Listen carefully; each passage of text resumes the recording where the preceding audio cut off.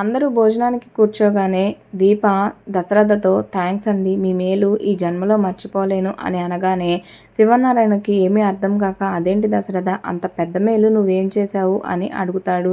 అప్పుడు కార్తీక్ బాబు చెప్తాను సార్, నేను చెప్తాను అని వాళ్ళ అమ్మ మెట్టు తగిలి కింద పడిపోయి తలకి గాయమయ్యి బ్లడ్ రావడం మొత్తం కూడా శివనారాయణకి ఎక్స్ప్లెయిన్ చేస్తాడు. అలాగే దీప వాళ్ళ అత్తగారి దగ్గరికి వెళ్తుండగా పారిజాతం అలాగే జోష్న అడ్డుపడి దీప అక్కడికి వెళ్లకుండా ఆపేస్తారు.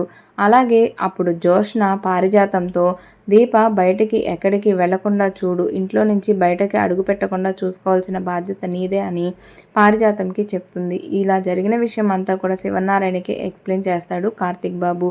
వీళ్ళ విషయం చెప్పగానే పారిజాతం అలాగే జోష్న షాక్ అయ్యి చూస్తూ ఉండిపోతారు. వాళ్ళకి దాన్ని ఎలా కప్పిపుచ్చుకోవాలో అర్థం కాక అలాగే చూస్తూ ఉండిపోతారు. ఇక కార్తీక్ బాబు జరిగిన విషయం అంతా కూడా శివనారాయణకి చెప్పగానే శివనారాయణ కోపంతో ఊగిపోతూ ఉంటాడు.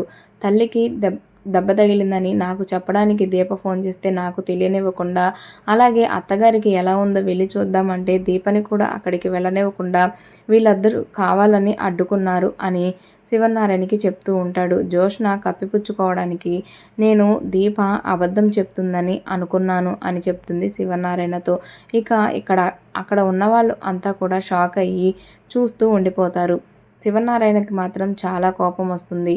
దీప అలా కప్పిపుచ్చుకోవడానికి చెప్పింది అనగానే చేతిలో ఉన్న గ్లాసును విసిరి కొట్టి, తప్పు ఎవరు చేసినా కూడా తప్పే, ఖచ్చితంగా నువ్వు క్షమాపణ చెప్పి తీరాలి అనగానే కార్తీక్ బాబు మనసులో దీనికి తిక్క బాగా కుదిరింది, చచ్చినట్టు క్షమాపణ చెప్తుంది అనగానే దీప కూడా దీనికి ఇలాగే కావాలి, క్షమాపణ చెప్పి తీరాలి అనుకుంటుంది.